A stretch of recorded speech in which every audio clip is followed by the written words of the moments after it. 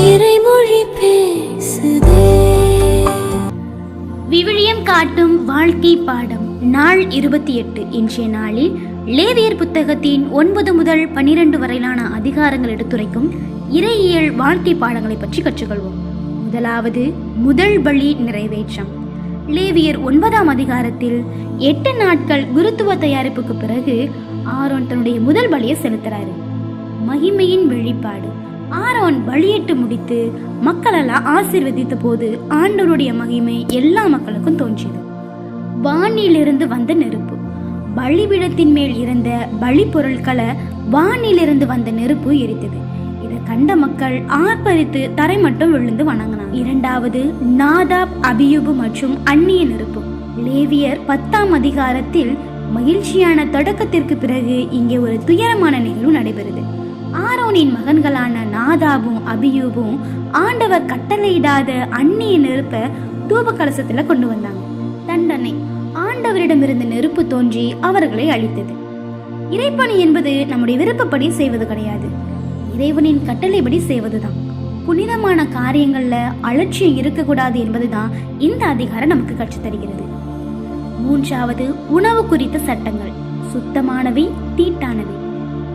இறை மக்கள் எவற்றை உண்ணலாம், எவற்றை தவிர்க்க வேண்டும் என்பது குறித்த விரிவான பட்டியல் இங்கே தரப்பட்டிருக்கிறது.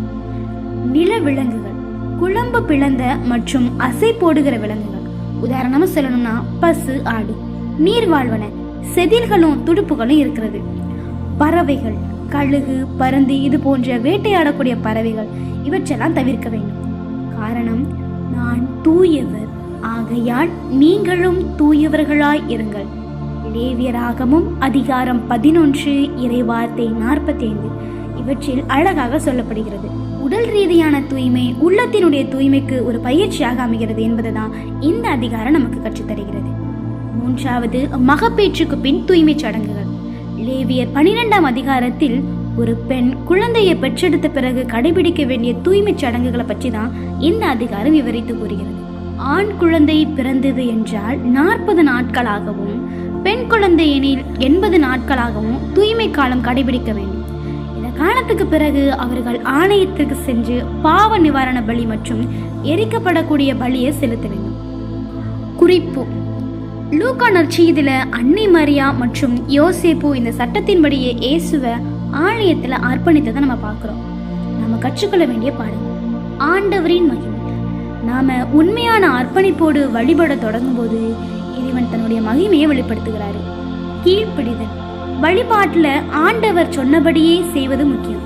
நம்முடைய வசதிக்காக இறை வார்த்தைகளை வளைக்க கூடாது. முழுமையான தூய்மை. நாம் உண்ணும் உணவு முதல் நம் உடல் நலம் வரைக்கும் அனைத்திலும் ஒரு ஒழுக்கம் இருக்க வேண்டும் என்று இறைவன் எதிர்பார்க்கிறாரு. இந்த அதிகாரங்கள் நமக்கு கற்றுத்தரக்கூடிய வாழ்க்கை பாடங்களை நாம் வாழ்வில் வாழ்வாக்குவோம். இன்றைய நாளில் இறைவன் நம்மோடு பேசும் இறை வார்த்தைக்கு செவிமடுப்போம். நான் தூயவர், ஆகையால் நீங்களும் தூயவர்களாய் இருங்கள். லேவியர் நூல் அதிகாரம் 11 இறை வார்த்தை 45. இந்த நாள் இனிய நாளாக வாழ்த்துகிறோம். நன்றி.